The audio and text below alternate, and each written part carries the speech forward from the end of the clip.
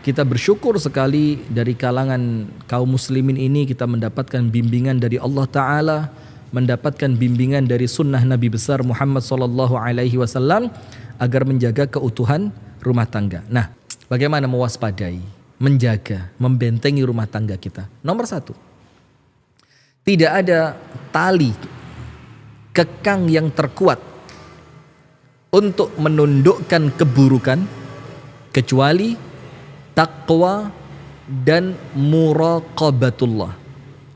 Taqwa, senantiasa menjalankan perintah Allah, senantiasa waspada dari apa-apa yang dilarang oleh Allah, dan muraqabatullah, senantiasa merasa di bawah pengawasan Allah. Ini 2 poin saya gabung menjadi satu, karena tidak ada orang bertakwa kecuali dia merasa diawasi oleh Allah. Dan tidak akan muncul rasa merasa diawasi Allah kecuali setelah dia bertakwa. Maka ini bagaikan bolak-baliknya mata uang, apa namanya? Apa itu? Dua sisi mata uang yang tidak bisa dipisahkan. Tidak ada tali kekang terkuat untuk menjaga rumah tangga kita, menjaga kita dari dorongan nafsu syaitaniah, menjaga kita dari keburukan, menjaga kita dari kemaksiatan kecuali takwa.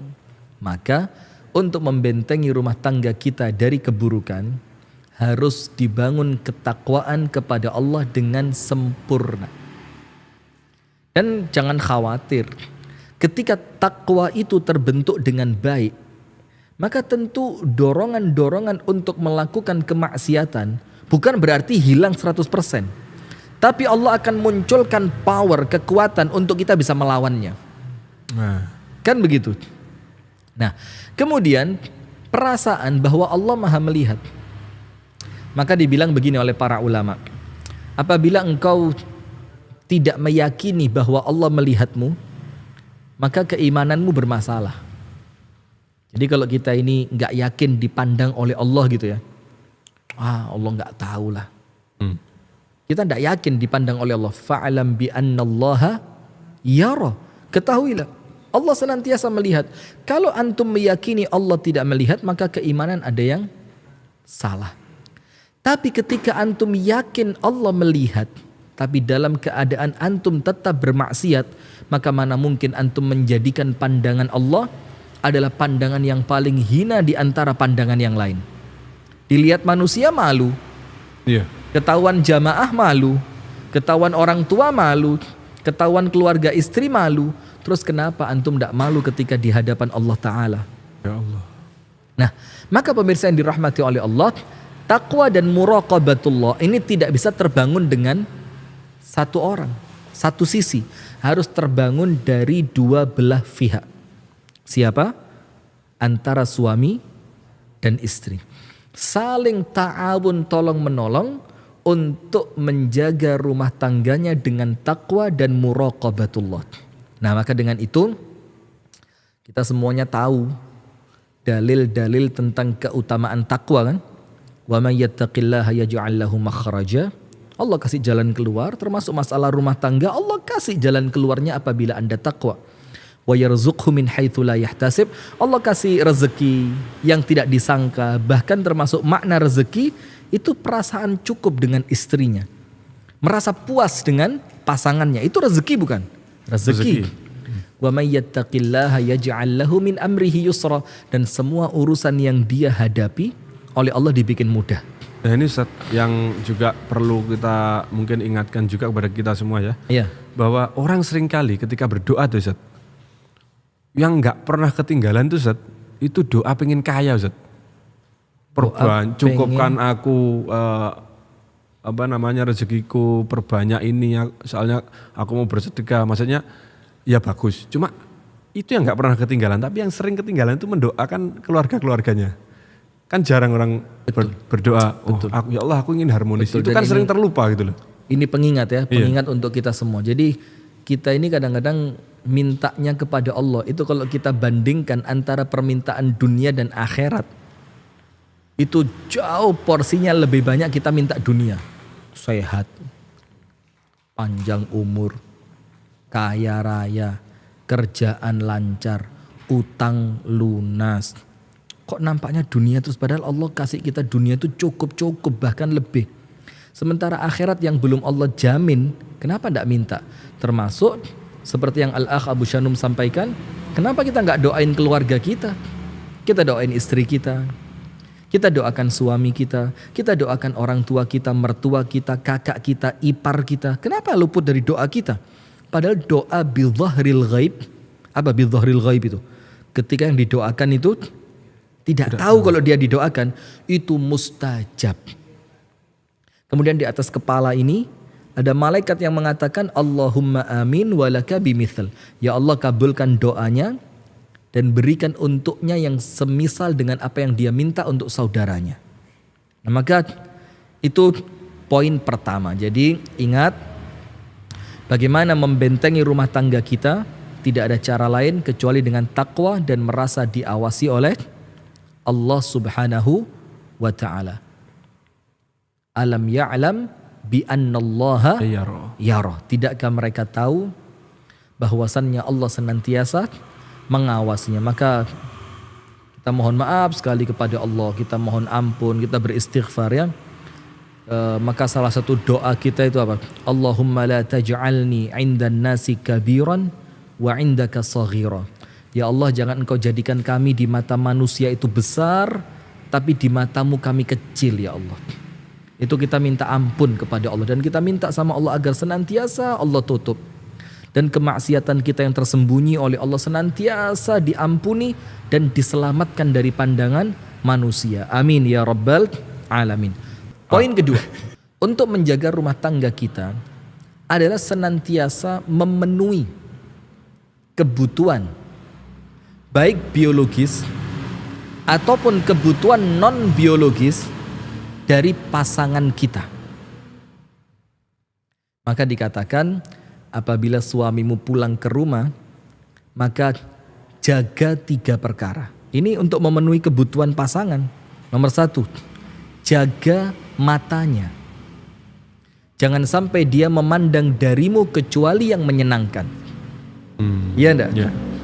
Maka salah satu ciri wanita solihah, idza nazarta ilaiha sarratka.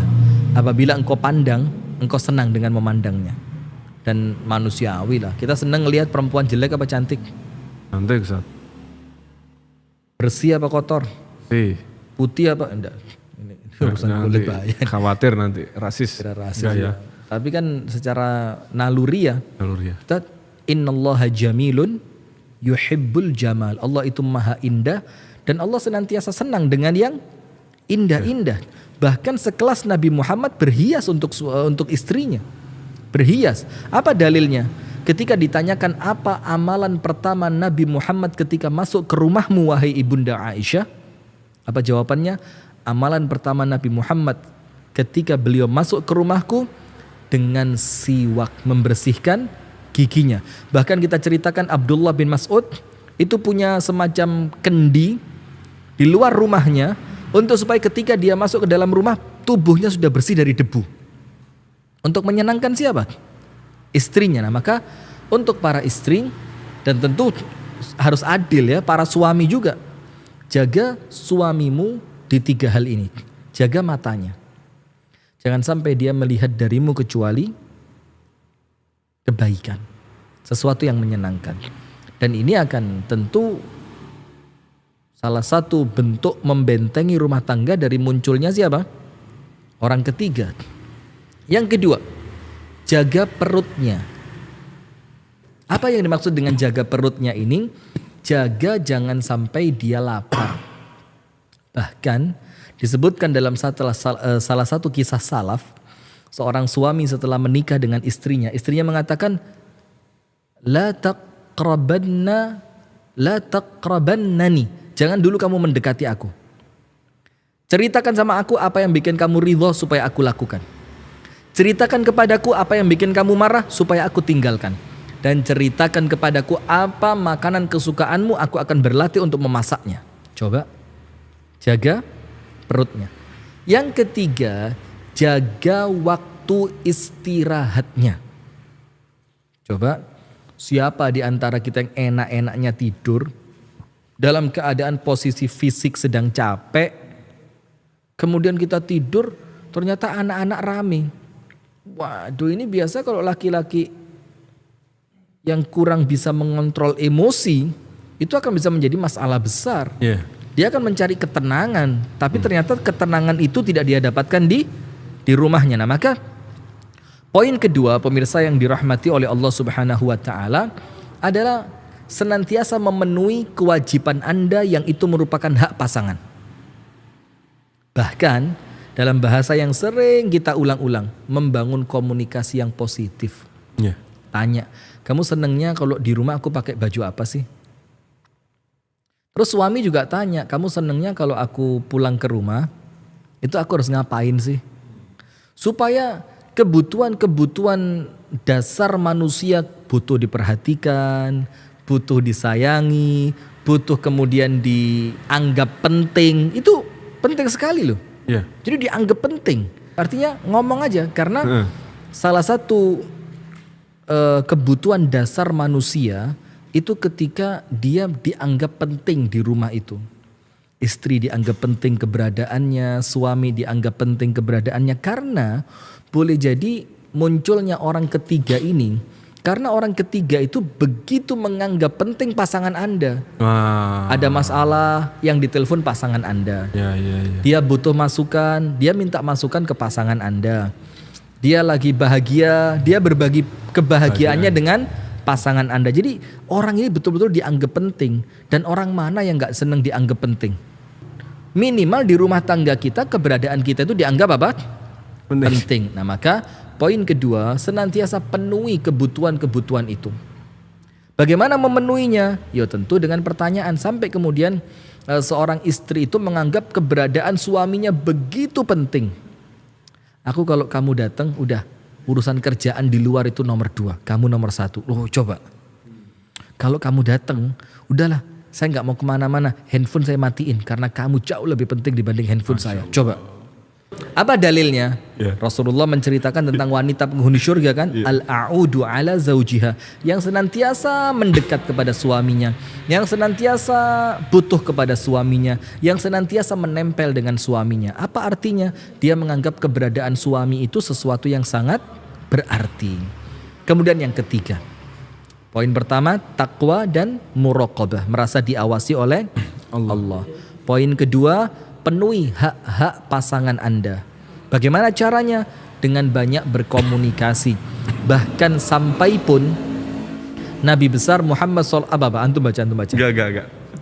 Sampai pun Nabi besar Muhammad sallallahu alaihi wa alihi wa sahbihi wasallam itu mengetahui istrinya, apa yang diinginkannya, apa yang dimaksudkan oleh istrinya, itu sekedar dari parfum yang digunakan oleh istrinya. Bayangin, bagaimana ceritanya? Jadi suatu hari, waktunya Rasulullah Shallallahu Alaihi Wasallam pindah dari rumah ibunda Aisyah ke rumah istri yang lain, ke rumahnya Hafsah radhiyallahu taala an azwajin Nabi Shallallahu Alaihi Wasallam ummahatil mukminin. Amin. Sudah, ternyata ketika waktunya Rasulullah pindah ke rumah Hafsah, itu ibunda Aisyah menggunakan parfum yang parfum itu digunakan untuk nyambut Rasulullah, bukan untuk perpisahan dengan Rasulullah ketika mau pindah ke rumah istri yang lain. Rasulullah tanya, Aisyah, jangan macam-macam. Ini malamnya Hafsah. Tapi kenapa parfum itu yang engkau gunakan? Bayangin, sekedar aroma parfum Rasulullah ngerti ini maksudnya apa. Keren ya. Itu kan komunikasi dengan baik. Nah, poin ketiga sebelum doa ya. Jadi doa itu poin terakhir. Walaupun bukan kemudian kita menganggap remeh doa ya. Poin ketiga pemirsa, membentuk komunitas yang positif. Jadi komunitas ini pentingnya luar biasa. Apabila kita terbiasa dengan komunitas, yang kemudian komunitas itu senantiasa bercampur antara laki dan perempuan yang bukan mahram, bahkan kesannya sudah biasa. Ini berbahaya. Bahkan Amirul Mukminin Umar bin Al-Khattab radhiyallahu taala anhu wa ardahu itu mengatakan di dalam ucapannya, jangan menikahi seorang perempuan yang gampang akrab dengan laki-laki. Tidak boleh. Kenapa? Yaitu tadi, rentan memunculkan atau mengundang datangnya orang ketiga. Maka menurut Umar radhiyallahu taala anhu, lebih bagus kamu nikah dengan perempuan yang gak gaul. Jadi seorang istri yang kesannya lebih senang di rumah, seorang istri yang gak gampang akrab dengan laki-laki yang bukan mahram, seorang istri yang kemudian senantiasa menjaga pergaulan, dia gak nyaman dengan laki-laki, dengan pandangan laki-laki yang bukan mahram. Ini anugerah. Maka membentuk pergaulan ini penting. Sampai Rasulullah SAW mengingatkan dengan sangat tegas, Al-mar'u ala dini khalilihi. Keadaan seseorang itu tergantung siapa yang dia kumpuli. Iya kan? Kalau kumpulannya ibu-ibu yang senengannya arisan, yo katut suka arisan. Kalau kumpulannya ibu-ibu yang kesukaannya shopping, yo ikut-ikutan shopping. Kalau kumpulannya ibu-ibu yang senengannya gosip, yo ikut gosip. Kalau kumpulannya laki-laki yang suka judi, yo katut lama-lama berjudi. Kalau kesenangannya kumpul laki-laki yang suka na'udzubillah min syarri dzalik, nyanyi-nyanyi di karaoke, yo akan keikut dengan gaya semacam itu karena Anda yang mengantarkan Anda ingin seperti apa. Nah, poin terakhir, doa. Jangan sekalipun meremehkan kekuatan doa. Ketika Anda meremehkan kekuatan doa, ada kesan Anda meremehkan kemampuan Allah. Bahkan sampai pun An-Nabi SAW mengisyaratkan, Udu'ullah wa antum muqinuna bil ijabah. Doalah, mintalah, berharaplah, bermohonlah kepada Allah dalam keadaan kalian harus yakin sama Allah pasti dikabulkan. Yakin Allah bisa, yakin Allah pasti memberi. Doa, ya Allah jagalah suamiku. Ya Allah jagalah istriku. Ya Allah selamatkan rumah tanggaku. Ya Allahu ya Rahmanu ya Rahim, berikan kecukupan pandangan yang indah dari suamiku hanya untukku, dan sebaliknya. Wallahu ta'ala a'lam bissawab. Maka salah satunya banyak berdoa.